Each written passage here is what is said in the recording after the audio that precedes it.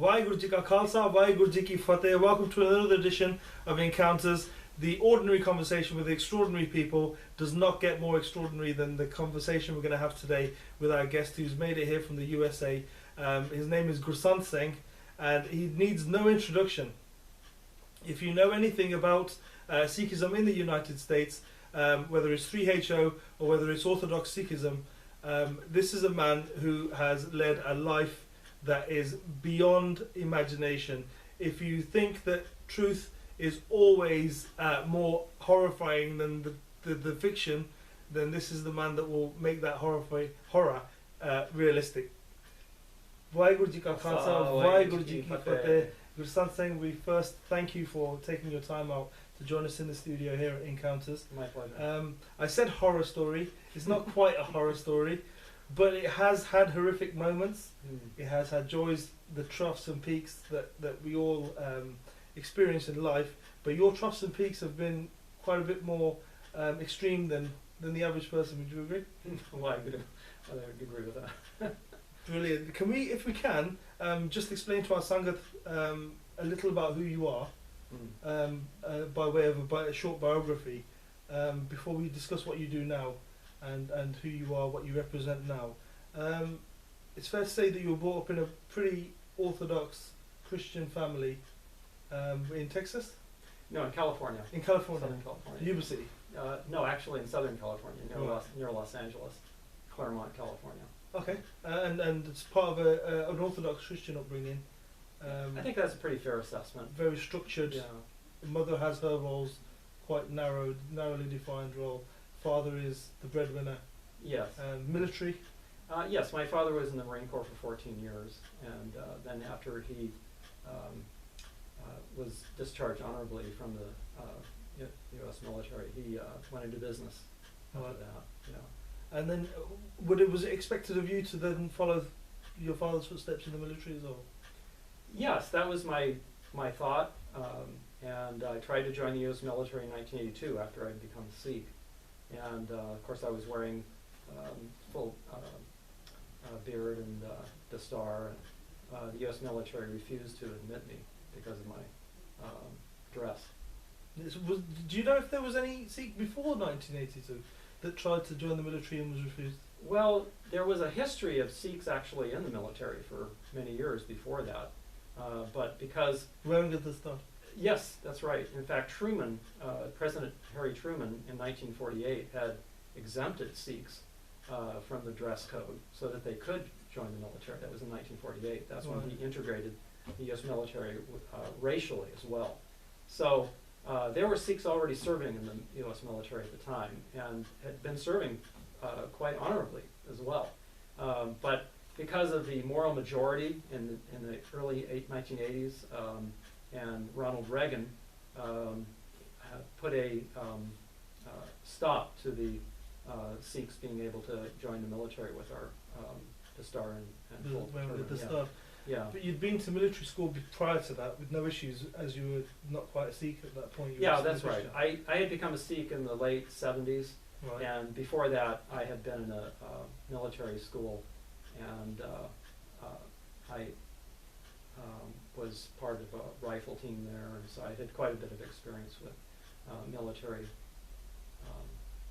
But just a short while later it was impermissible and you can't Yeah. join the military because you're now wearing a dastar. Right. So in that short period between growing up as a Christian, Mm-hmm. having your future laid out before you to follow in your father's footsteps, what drew you to Sikhism? What all of a sudden your paths have become divergent?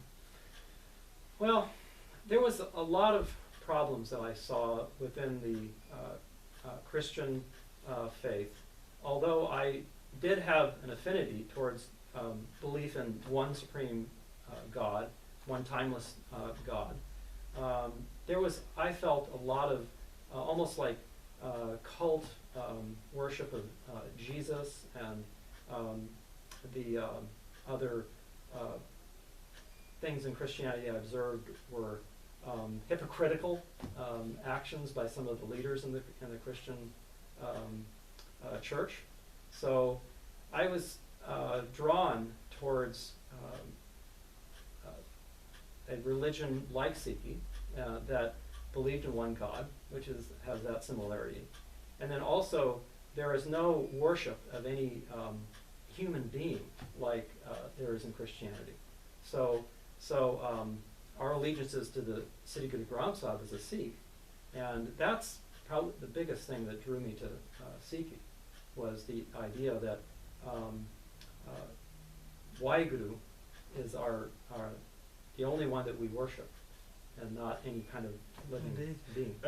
At what point did you even realise that Sikhism existed?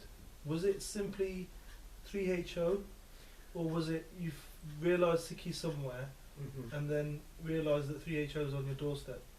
Which came first? Well, I was quite disturbed, I guess you could say, by what I had observed in the Christian faith.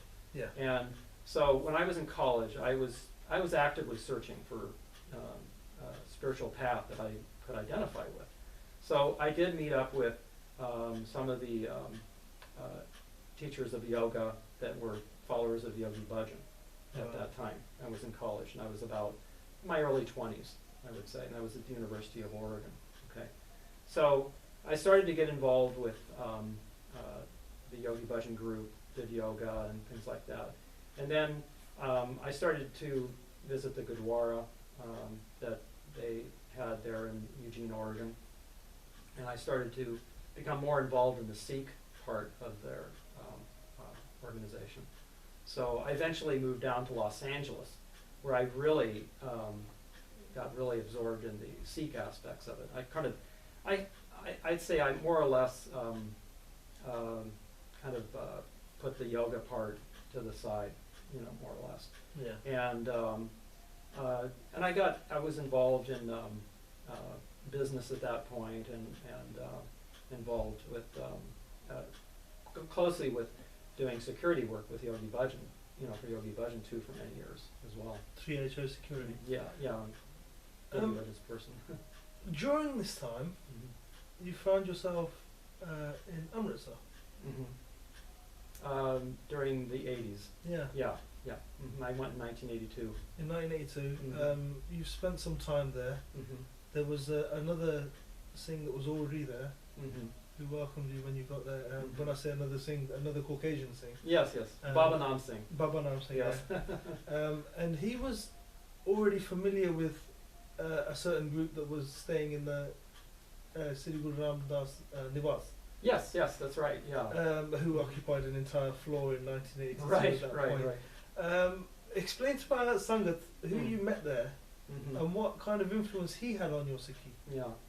Well, I met Sangattv Singh Bindrawali there, and it was at a time when there was a lot of unrest there in India. And as a young Sikh, I didn't really understand everything at that time. All right, we were just there politically. Yeah, the politics and things like that, and like I said, I was quite young then. At that time, I was 25 years old, I believe, and so Baba Nam Singh had been living there within the Hums for several years, and so he had a lot of experience with Sangattv Singh's men that were there. They built a rapport. So we went up to the top of Guru Nanak Nivas and met Sangattv Singh there. Yeah. And it was quite an experience. I had never really met anybody like him.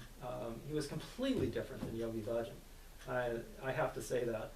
He didn't speak any English, so it was really impossible for me to understand what he was saying, although Baba Nam Singh spoke perfect Punjabi, so he was able to translate for me. And he was interested in, because I was white, and how I became a Sikh, and he tried to explain about that a little bit.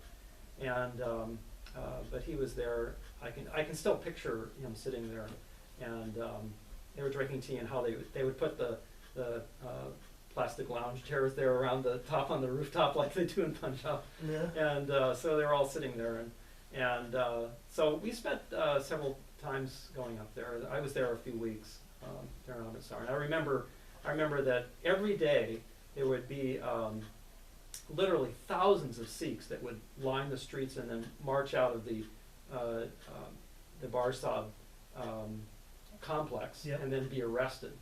This was part of that demonstration that they were having. Yeah, they were having there. Yeah, it was voluntary arrests. yeah, Voluntary yeah, right. prison And they had.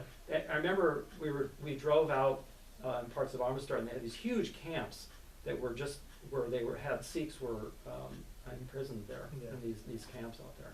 So it was quite a turbulent time. Yeah, and I feel very blessed to have met Sangattv Singh there. He seemed like he was very devout, and his men seemed to be very devout as well. They would get up every morning and do seva at the Darbar Sahib and clean the floors there at the Harmandir Sahib, and all this talk about how they were accused of going out and murdering people at night is completely false. They didn't have time to do it.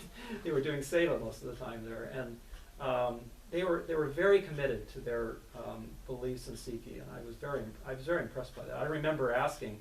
I called up at the time. Of course, there was no internet, so I had called Yogi Bhajan, and because I was supposed to be the kind of the leader of this they said was the yatra there to India. They called it a yatra anyway. There was two ladies and myself, and then this Baba Nam Singh. Okay, Yeah. so I was supposed to be kind of leading the group, I guess. Anyway, so I called Yogi Bhajan and I said, look, I'd like to stay and I'd like to help with this. And he said, absolutely no, come back, So I thought about it later, and I think that Yogi Bhajan did not want us to be part of the Sikhs there in the Punjab. He really kept a really tight control on everything that who we met and what we did. He didn't know anything. In fact, Yogi Bhajan didn't know anything about the people I was meeting there in India or about what we were doing pretty much. They'd kind of outlined where we were supposed to go. Did he ever give you an opinion on Gursant Singh? Not personally. No. No. But he didn't want us to associate with the Sikhs there in the Punjab. Yeah. Okay. I mean, he made a point. Interestingly, I was on the only so-called yatra that was there. It was the smallest one ever in this 3HO history. And everyone else had been very strictly controlled. Either Yogi Bhajan would go on the yatra, or other leaders in 3HO would go on these yatras and control every single place where people went. For some reason, this yatra, it was in the fall, and maybe it was because there was so much unrest going on there. There was so few people on this yacht. Usually there were hundreds that would go on these yatras, but there was only 3 of us, and then Baba Nam Singh had already been there. Yeah. So maybe it was just an oversight, or Waheguru wanted me to go. Baba Nam Singh was not part of 3HO though. He was part of 3HO. At that point as well? Yeah, yes. Even though Yogi Bhajan had sent him there in order to study Punjabi and to kind of, the way Baba Nam Singh describes it now, and Baba Nam Singh is not part of 3HO anymore. No, he's not a part of it. Is that he thinks that Yogi Bhajan is sent there kind of to spy on things, and to learn about what